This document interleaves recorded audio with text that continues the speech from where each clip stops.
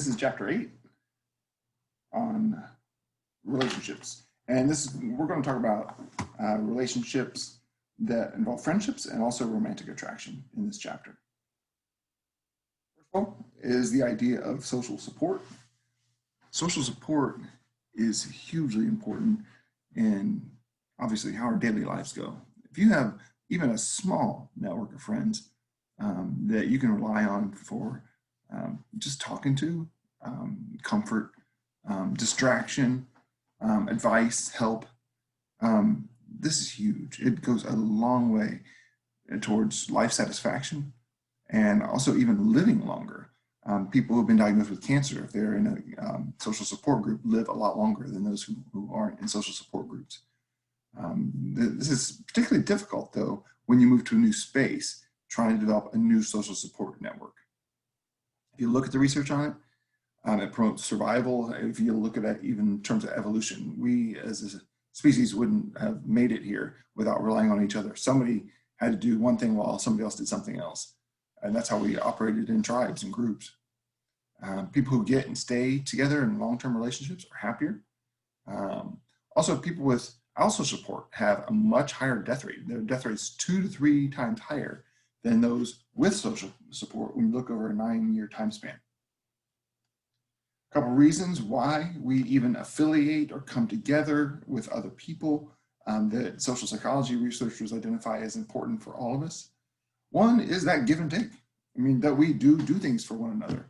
That's important. That is the basis of social relationships and social psychology and society, that we are interdependent in a great many ways. I'm just looking out my window right now. I mean, somebody else built the roads that I'm driving on. Somebody else, there's a person doing the teaching. There's a person who's the doctor. There's all the different things we rely on other people. Social comparison is another reason that we're regularly checking out. How am I doing? And we look to each other. And social media is a common place where this occurs. If you're looking at each other's Instagram or Snapchat, trying to figure out where your friends are, what they're doing, who they're with, what they got, all those are just about social comparison. And to some degree, we're kind of asking ourselves, even if unconsciously, am I doing this right? Sometimes that can lead to problems, though. Again, as a therapist, one of the things I have found is that some of my clients that are depressed spend far too much time on social media looking at what their friends are doing. And obviously, we had that chapter on self-presentation. A lot of times people are presenting their best selves on that. And so a depressed person will look at that and go like, why isn't my life like that? It's like, that's not necessarily accurate depiction of what that person's full life looks like. There have been studies on how people affiliate. This is an older study done in the 70s in a dorm that's basically shaped like what I have down there. They asked people at the beginning and end the semester who they were closest to in this residence hall setting. And you can probably guess, name your closest friends, their closest friends. Typically, 65% of people were in the same building. Most of them were next door. So it's proximity is how close we are physically to other people, how often we run into them. There's something called the mere exposure effect. It's just the sheer number of times we run into people, the more we like them. Some argue that this goes back to some other chapters that we talked about, that this may be an unconscious classical conditioning, that when we first encounter strangers, our amygdala is on alert. It's like, is this person a threat? Is this person a threat? And the more we see them, even if we don't talk to them, that alarm response gets quelled. It starts to shut down. It's like, and we may even unconsciously, again, through cognitive dissonance, watch our own behavior. I'm not alert. I'm not feeling threatened. To some degree, I must like this person. So that is the mere exposure effect. The more we're exposed to someone, typically, the more we like them. Let's see, anything else I want to say about that? Oh, also, people that were also liked were the people who lived near the steps because everyone had to go by them. They saw them more often. Similarity is dramatically important in friendships and romantic relationships, especially in terms of values and beliefs. That's probably the number one thing. But there are also some background factors, some physical factors: age, race, religion, intelligence. There's some things that are determinants of similarity that will bring people together, just what you see here on the screen. Money is another factor. Typically, rich people hang out together and there's not a whole lot of affiliation oftentimes with people who have less money. And then people with less money hang out more together. So similarity is big in a lot of arenas when it comes to relationships. When you look at factors in romantic attraction, I'm going to start off with an odd one. And basically, when we encounter if you want someone to be attracted to you, probably one of the best things you could do is approach them when they're in a good mood, because again, you almost have a classical conditioning effect that's going to increase the odds they're going to have a favorable impression of you. Another thing that's kind of strange is that sometimes we're not even aware of what's going on with our bodies, so we can actually transfer some of the emotional things we have going on in a moment to a person that we're encountering. This is something that's known as excitation transfer. In one study, they had straight male guys run in place for like 2 minutes or 15 seconds to get their heart rate up, or not. 15 seconds is not, obviously. And then they had them interact with attractive young women. These were undergraduate college students. And what they found, obviously, is that the attractive person was rated as more attractive than the unattractive person. But if they'd been running in place for longer, they rated them as significantly more attractive. So they were taking their own heartbeat rate and interpreting that as like, this must mean to some degree I am drawn to this person. Attractiveness is the #1 factor in romantic relationships. Similarities, pretty much the next one. In study after study, that's typically what you see. When you look at speed dating, men more than women report valuing attractiveness.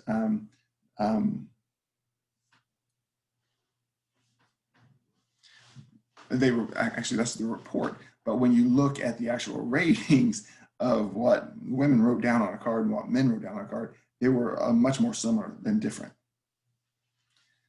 Other research seems to show that women value social status in a partner more, resources. And some argue that this conforms to an evolutionary theory thing. If you look across, oops, I went too far. You look across the globe, you find that men typically report, again, that attractiveness is important, and women typically report that resources and social status is more important. That tends to, I mean, if evolutionary theory holds in that sense, you shouldn't have too many things that interfere with that. But if you look at women who make just as much money as men, they regularly and readily report that attractiveness is their #1 factor when they're looking for someone to get with. Let's see. Another factor about attractiveness is something that's called the halo effect. That means if we see a person as physically attractive, a whole host of other attributions goes along with it. They're seen as being more sociable, successful, happy, intelligent, sexually warm, and mentally healthy. But if you look at the research on it, there's no difference in attractive versus unattractive people on intelligence, self-esteem, dominance, mental health. The one area where there is a difference is social skills. Attractive people are more socially skilled than less attractive people because they have more opportunities to interact with people. More people are coming up to them and wanting to interact with them. One other factor in attractiveness is symmetry. Actually, symmetry and youth are probably two big factors, biggest factors in attractiveness.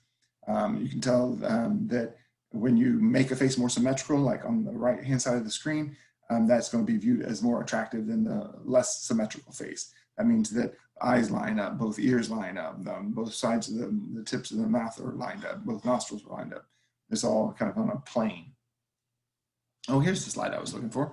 You can see across the globe in country after country that men are reporting that attractiveness is more important than women report it, and that the bottom slide is how important is the financial prospects in a partner, and women are going to rate that as more important across the globe. Getting a little deeper into the research, you may be familiar with the strange situation room that was done in developmental psychology. If you had that in intro psych, where you have a mother bring their young toddler into a room where there's a stranger. They hang out, sit down. The mom leaves the room, and the kid starts crying. The mom comes back, and then they look to see what the child does.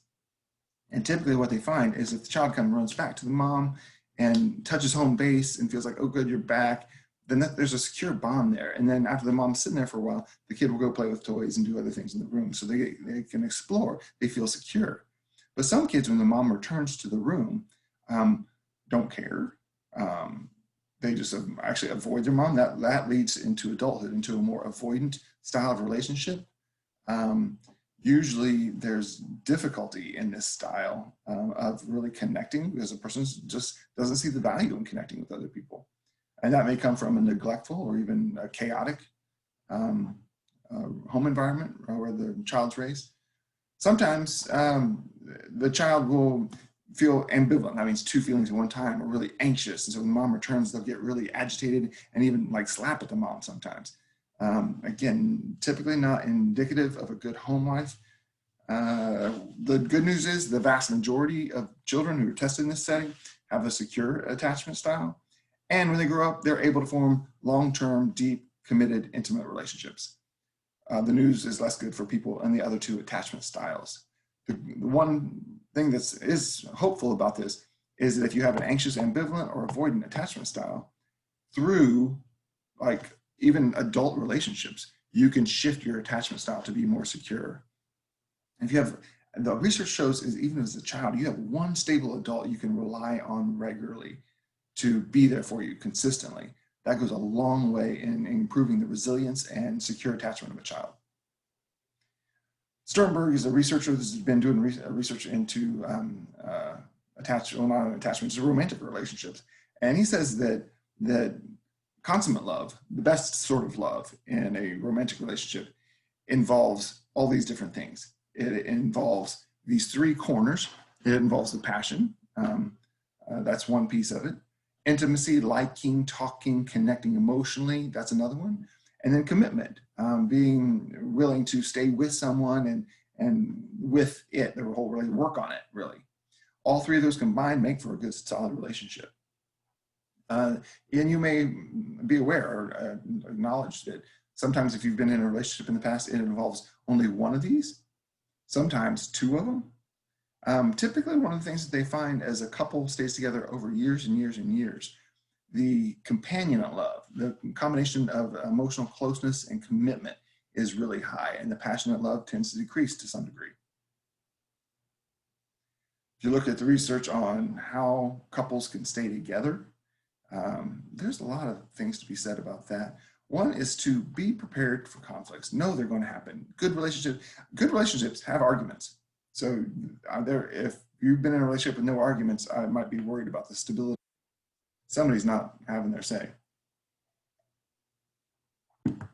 Be aware of your own negativity and avoid attributing negative things to your partner. We talked about that in the attribution chapter. Learn how to communicate. If you're not that good at it, you can get better. Putting words to your thoughts and your feelings, your frustrations, your fears, that is major in terms of being able to understand your partner and have them understand you. Don't be selfish. So there's a diagram in your book where they talk about the degree of interconnectedness in the way couples see each other, and they have a whole set of concentric circles that represent that. Typically what they see is the more people in a relationship see themselves as we and us, the more stable and long-term the relationship is. Do nice things. Share in what your partner's interests are, having fun. I mean, if you find yourself in a rut, finding new and different things and having fun together goes a long way to improving the quality of a relationship. Try new things, learn new stuff. Don't just sit there and be the same person for 10, 15 years. Also, if you are hitting a rough time in a relationship, being able to set aside time where you're not arguing or talking about the difficult stuff, where you can just relax and have fun, is an important thing to keep in mind. I have one other thing, actually a couple other things I want to say about relationships.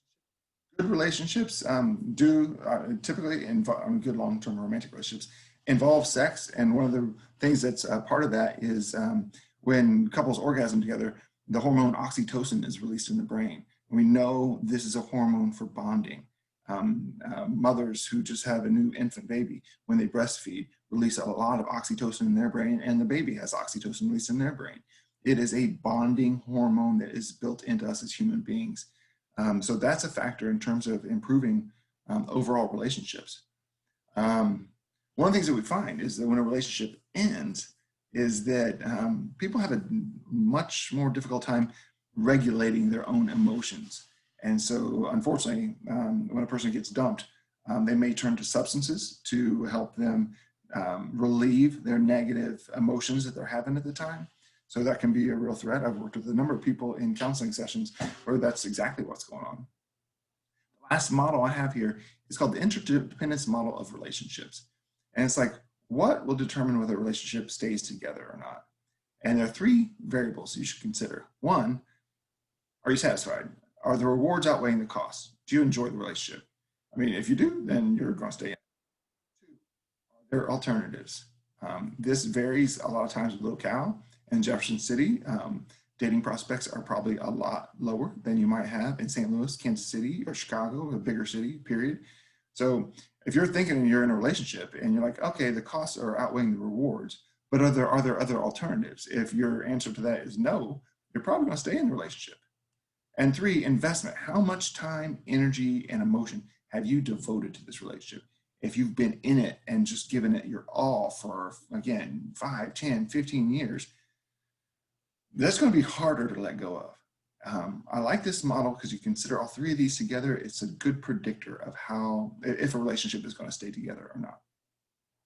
This was a little shorter presentation on this chapter, chapter 8.